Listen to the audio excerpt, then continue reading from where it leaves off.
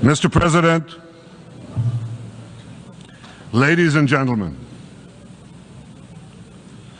I didn't intend to come here this year.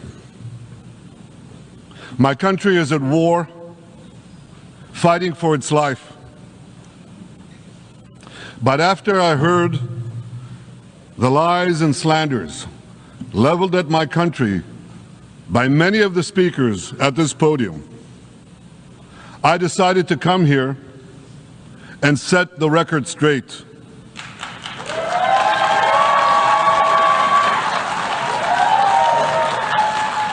I decided to come here to speak for my people, to speak for my country, to speak for the truth.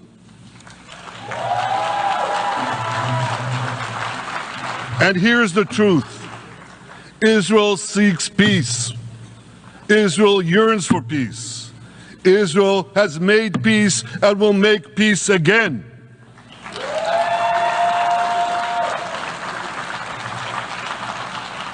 Yet we face savage enemies who seek our annihilation, and we must defend ourselves against these savage murderers. Our enemies seek not only to destroy us, they seek to destroy our common civilization and return all of us to a dark age of tyranny and terror. When I spoke here last year, I said we faced the same timeless choice that Moses put before the people of Israel thousands of years ago. As we were about to enter the Promised Land, Moses told us that our actions will determine whether we bequeath to future generations a blessing or a curse. And that is the choice we face today. The curse of Iran's unremitting aggression, or the blessing of a historic reconciliation between Arab and Jew. In the days that followed that speech, the blessing I spoke of came into sharper focus. A normalization deal between Saudi Arabia and Israel seemed closer than ever. But then came the curse of October 7th. Thousands of Iranian-backed Hamas terrorists from Gaza burst into Israel in pickup trucks, on motorcycles, and they committed unimaginable atrocities. They savagely murdered 1,200 people. They raped and mutilated women. They beheaded men. They burned babies alive. They burned entire families alive, babies, children, parents, grandparents, in scenes reminiscent of the Nazi Holocaust. Hamas kidnapped 251 people from dozens of different countries, dragging them into the dungeons of Gaza. Israel has brought home 154 of these hostages, including 117 who returned alive. I want to assure you, we will not rest until the remaining hostages are brought home too. And some of their family members are here with us today. I ask you to stand up.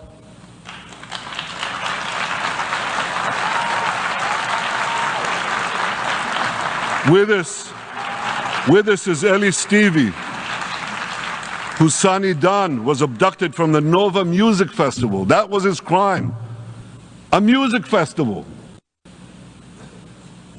And these murderous monsters took him. Kobe Smirno, whose son Jonathan was murdered, and his corpse was taken into the dungeons, into the terror tunnels of Gaza. A corpse held hostage. Salim Al-Atrash, whose brother Muhammad, a brave Arab-Israeli soldier, was murdered. His body too was taken to Gaza. And so was the body of Ifat Hyman's daughter Inbar, who was brutally murdered at that same music festival. With us is Sharon Sharabi, whose brother Yossi was murdered, and who prays for his older brother Eli, who is still held hostage in Gaza. And with us too is Izhar Lifshitz from Kibbutz Nir Oz, a kibbutz that was wiped out by the terrorists. Thankfully, we achieved the release of his mother Yocheved, but his father Oded is still languishing in an underground terrorist hell of Hamas. I again promise you, we will return your loved ones home. We will not spare that effort until this holy mission is accomplished.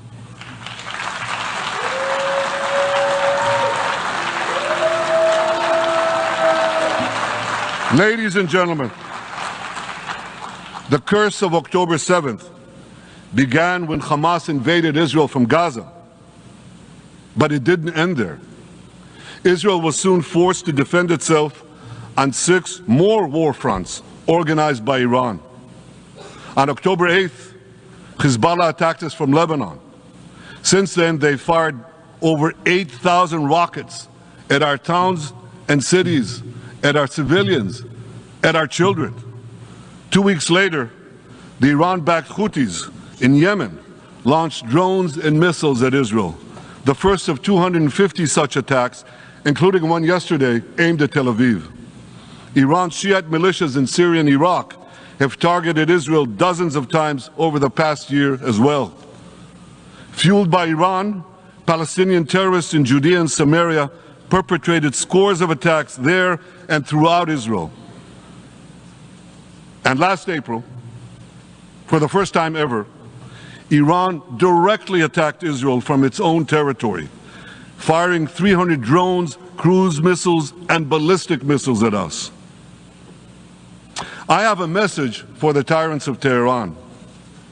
If you strike us, we will strike you. There is no place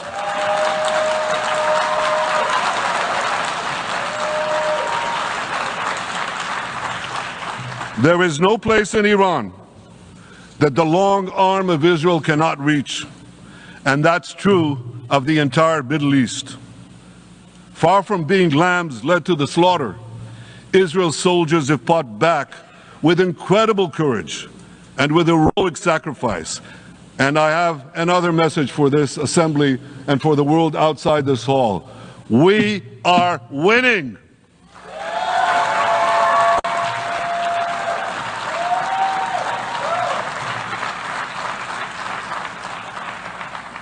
Ladies and gentlemen, as Israel defends itself against Iran in the seven-front war, the line separating the blessing and the curse could not be more clear. This is the map I presented here last year. It's a map of a blessing. It shows Israel and its Arab partners forming a land bridge connecting Asia and Europe between the Indian Ocean and the Mediterranean Sea. Across this bridge, we will lay rail lines, energy pipelines, fiber optic cables, and this will serve the betterment of 2 billion people. Now look at this second map. It's a map. Look at the second map. It's a map of a curse. It's a map of an arc of terror that Iran has created and imposed from the Indian Ocean to the Mediterranean. Iran's malignant arc has shut down international waterways. It cuts off trade. It destroys millions, destroys nations from within, and inflicts misery on millions. On the one hand, a bright blessing, a future of hope. On the other hand, a dark future of despair. And if you think this dark map is only a curse for Israel, if you think that, then you should think again. Because Iran's aggression, if it's not checked, will endanger every single country in the Middle East and many, many countries in the rest of the world. Because Iran seeks to impose its radicalism well beyond the Middle East. That's why it funds terror networks on 5 continents. That's why it builds ballistic missiles for nuclear warheads to threaten the entire world. For too long, the world has appeased Iran. It turns a blind eye to its internal repression. It turns a blind eye to its external aggression. Well, that appeasement must end. And that appeasement must end now.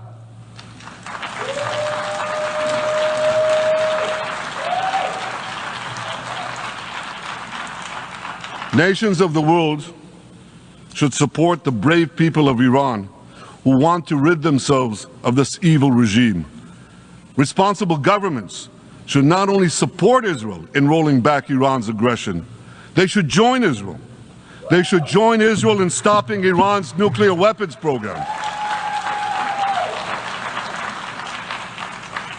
In this body, in the Security Council, we're going to have a deliberation in a few months. And I call on the Security Council to snap back UN Security Council sanctions against Iran, because we must all do everything in our power to ensure that Iran never gets nuclear weapons.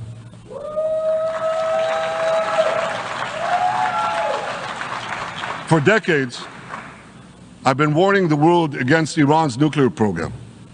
Our actions delayed this program by perhaps a decade, but we haven't stopped it. We've delayed it, but we haven't stopped it. Iran now seeks to weaponize its nuclear program for the sake of the peace and security of all your countries. For the sake of the peace and security of the entire world, we must not let that happen. And I assure you, Israel will do everything in its power to make sure it doesn't happen.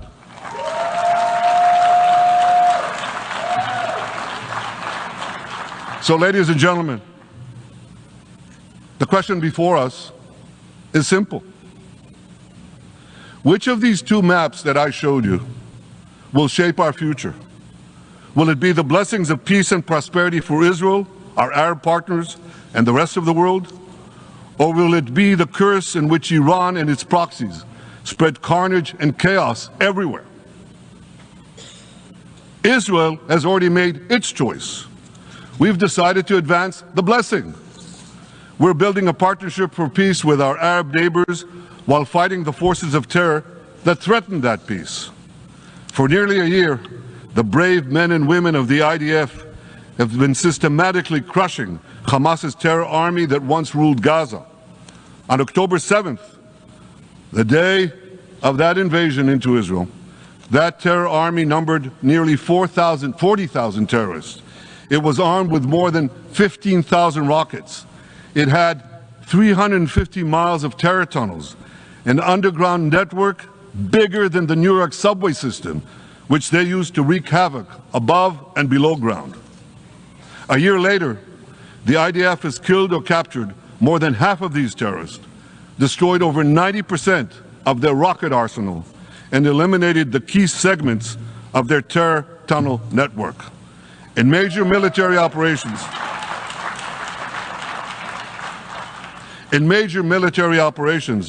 we destroyed nearly all of Hamas's terror battalions, 23 out of 24 battalions.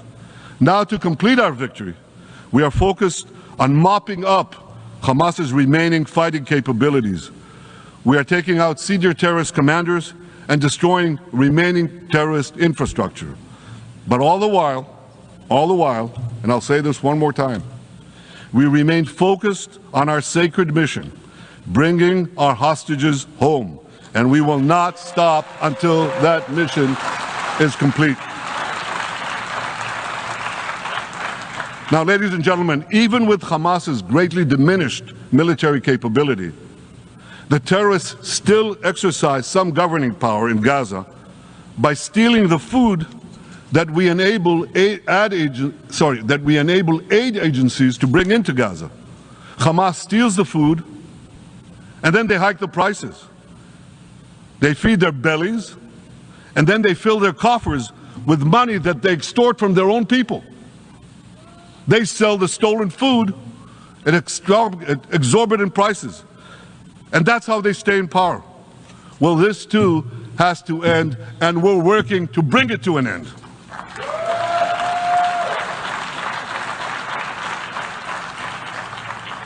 And the reason is simple.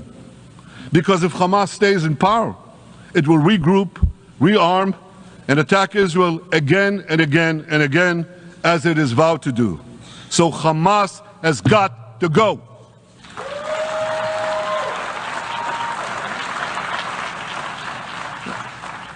Just imagine For those who say, well, Hamas has to stay, it has to be part of a post-war Gaza, imagine in a post-war situation in World War II, imagine allowing the defeated Nazis in 1945 to rebuild Germany. It's inconceivable, it's ridiculous. It didn't happen then, it's not going to happen now.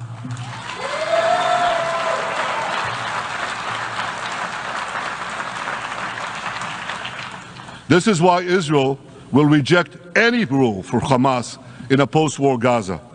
We don't seek to resettle Gaza. What we seek is a demilitarized and de-radicalized Gaza. Only then can we ensure that this round of fighting will be the last round of fighting.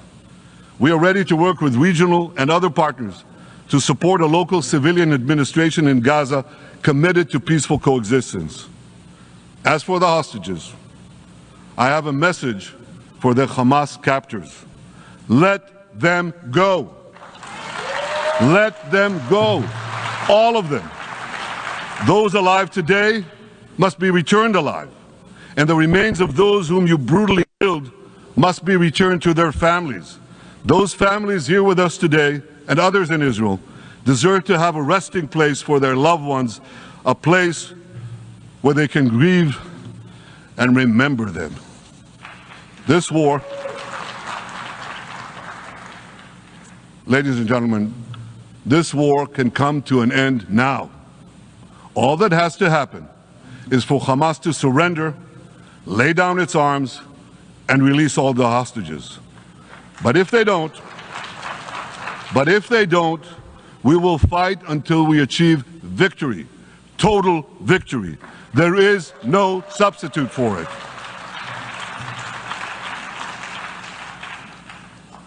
Israel must also defeat Hezbollah in Lebanon. Hezbollah is the quintessential terror organization in the world today. It has tentacles that span in all continents. It has murdered more Americans and more Frenchmen than any group except bin Laden. It's murdered the citizens of many countries represented in this room. And it has attacked Israel viciously over the last 20 years, in the last year, completely unprovoked. A day after the Hamas massacre, on October 7th, Hezbollah began attacks against Israel, which forced more than 60,000 Israelis on our northern border to leave their homes, becoming refugees in their own land. Hezbollah turned vibrant towns in the north of Israel into ghost towns. So I want you to think about this in equivalent American terms. Just imagine if terrorists turned El Paso and San Diego into ghost towns. Then ask yourself, how long would the American government tolerate that? A day? A week? A month?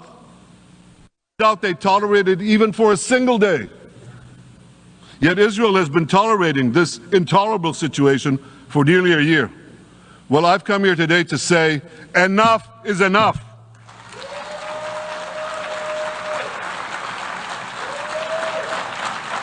We won't rest until our citizens can return safely to their homes.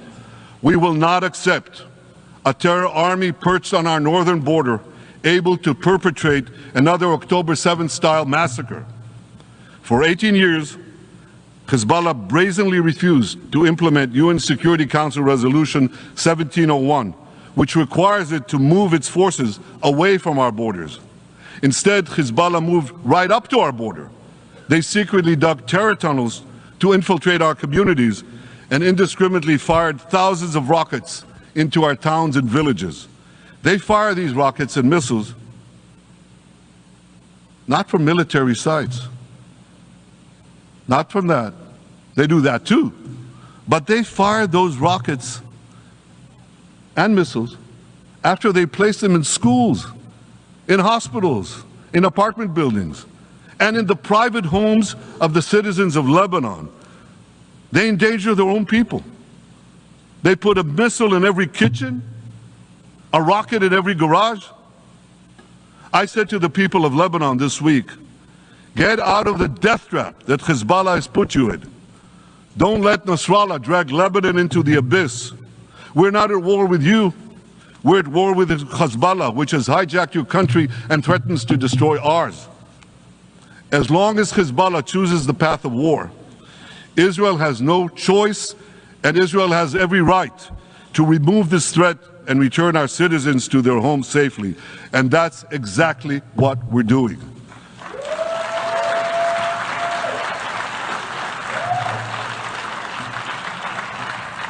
Just this week, the IDF destroyed large percentages of Hezbollah's rockets, which it built with Iran's funding for 3 decades. We took out senior military commanders who not only shed Israeli blood, but American and French blood as well. And then we took out their replacements, and then the replacements of their replacements. And we'll continue degrading Hezbollah until all our objectives are met.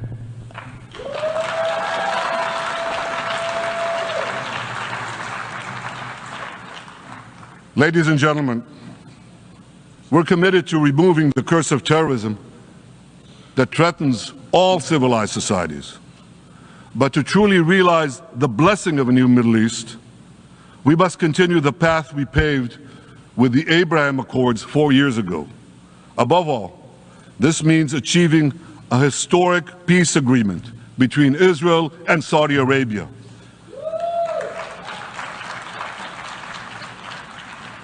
And having seen the blessings that we've already brought with the Abraham Accords, the millions of Israelis who've already flown back and forth across the Arabian Peninsula, over the skies of Saudi Arabia, to the Gulf countries, the trade, the tourism, the joint ventures, the peace,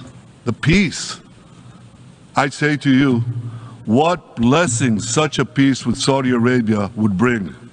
It would be a boon to the security and economy of our two countries. It would boost trade and tourism across the region.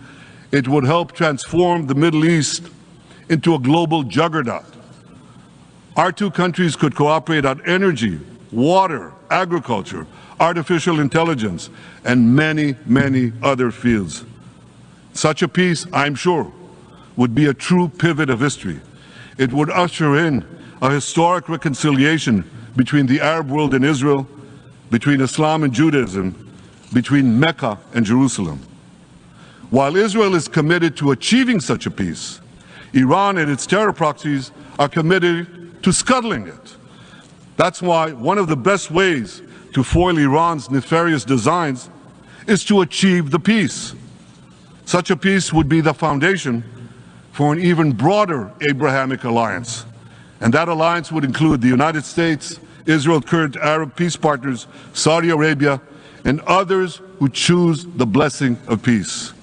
It would advance security and prosperity across the Middle East and bring enormous benefits to the rest of the world. With American support and leadership, I believe this vision can materialize, and much sooner than people think. And as the Prime Minister of Israel, I will do everything in my power to make it happen. This is an opportunity that we and the world should not let go by.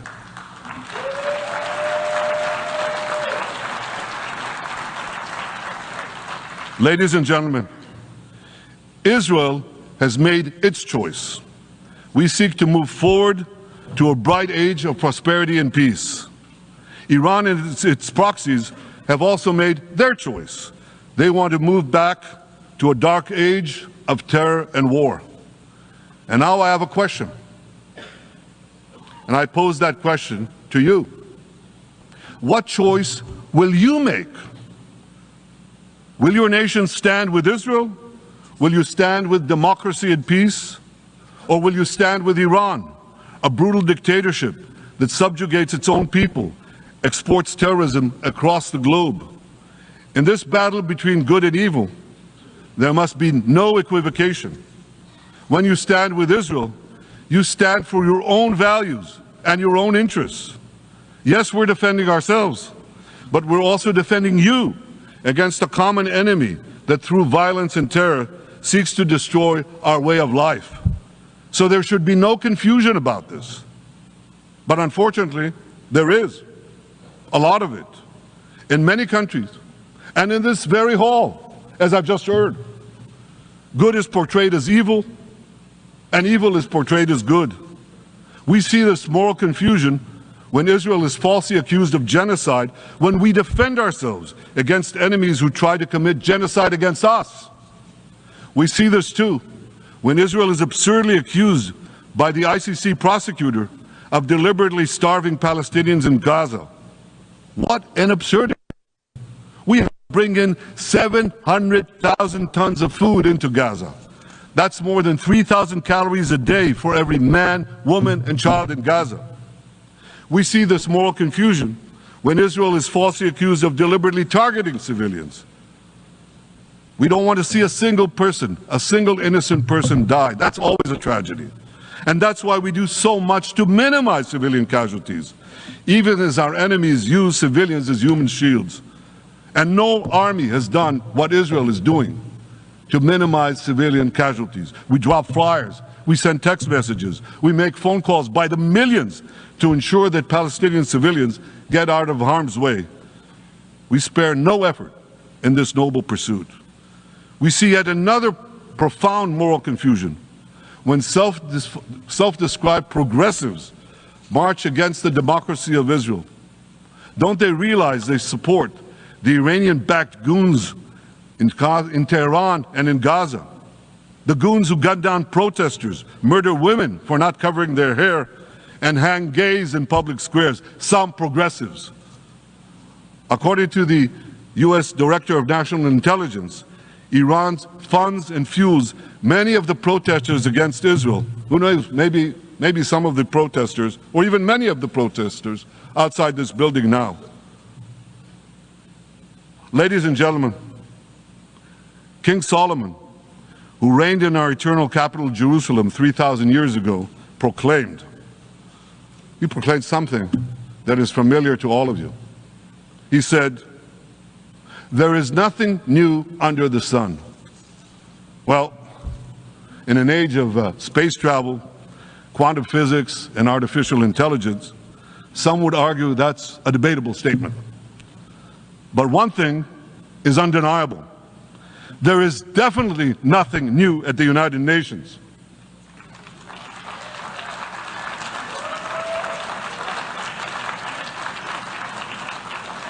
Take it from me. I first spoke from this podium as Israel's ambassador to the UN in 1984. That's exactly 40 years ago. And in my maiden speech here, I think it's the same podium, by the way. In my maiden speech here, I spoke against a proposal to expel Israel from this body. 4 decades later, I find myself defending Israel against that same preposterous proposal. And who's leading the charge this time? Not Hamas, but Abbas, Palestinian Authority President Mahmoud Abbas. This is the man who claims he wants peace with Israel. Yet he still refuses to condemn the horrific massacre of October 7th. He's still paying hundreds of millions to terrorists who murder Israelis and Americans. It's called pay for slay. The more you murder, the more you get paid. And he still wages unremitting diplomatic warfare against Israel's right to exist and against Israel's right to defend itself. And by the way, they amount to the same thing. Because if you can't defend yourself, you can't exist. Not in our neighborhood, certainly, and maybe not in yours. Standing in this podium 40 years ago, I told the sponsors of that outrageous resolution to expel Israel, "Gentlemen, check your fanaticism at the door." Today, I tell President Abbas and all of you who would shamefully support that resolution, check your fanaticism at the door.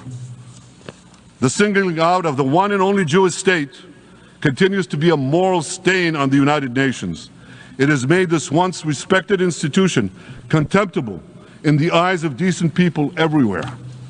But for the Palestinians, this UN House of Darkness is home court. They know that in this swamp of anti-Semitic bile, there's an automatic majority willing to demonize the Jewish state on anything. In this anti-Israel flat earth society, any false charge, any outlandish allegation can muster a majority. In the last decade, there have been more resolutions passed against Israel in this hall at the UN General Assembly than against the entire world combined. Actually, more than twice as many. Since 2014, this body condemned Israel 174 times. It condemned all the other countries in the world 73 times. That's more than 100 extra condemnations for the Jewish state. What hypocrisy, what a double standard, what a joke. So the UN's hostility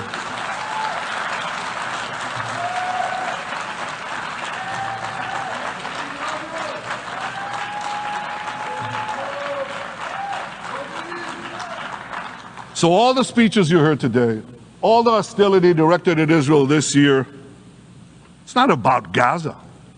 It's about Israel.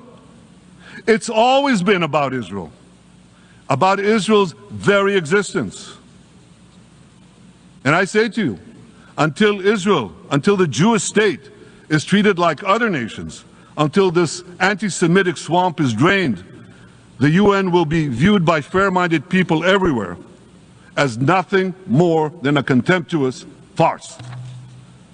Now, given the anti-Semitism at the UN, it should surprise no one that the prosecutor at the ICC, one of the UN's affiliated organs, is considering issuing arrest warrants against me and Israel's defense minister, the democratically elected leaders of the democratic state of Israel. The ICC prosecutors rushed to judgment. His refusal to treat Israel with its independent courts the way other democracies are treated is hard to explain by anything other than pure anti-Semitism. Ladies and gentlemen, the real war criminals are not in Israel. They're in Iran. They're in Gaza, in Syria, in Lebanon, in Yemen. Those of you who stand with these war criminals, those of you who stand with evil against good, with a curse against the blessing, those of you who do so should be ashamed of yourselves.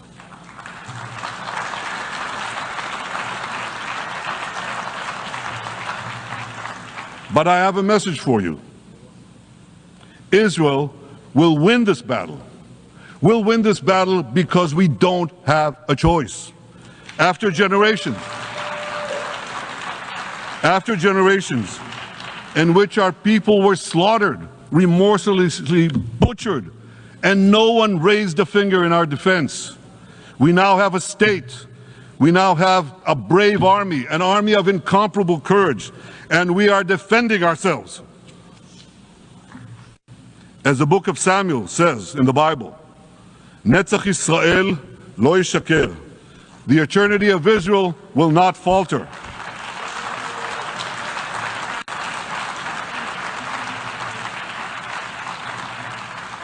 In the Jewish people's epic journey from antiquity, in our odyssey through the tempest and upheavals of modern times, that ancient promise has always been kept, and it will hold true for all time.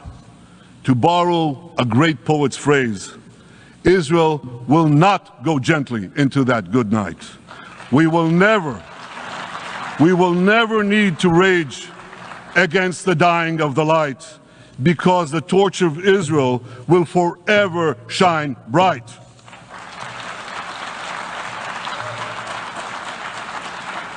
To the people of Israel and to the soldiers of Israel, I say, be strong and of good courage. חזקו ויצאו ואל תיראו מפניהם, כי אדוני אלוהיך הוא ההולך עמך, לא ירפך ולא יעזבך. Am Yisrael Chai, the people of Israel live now, tomorrow, forever. Thank you.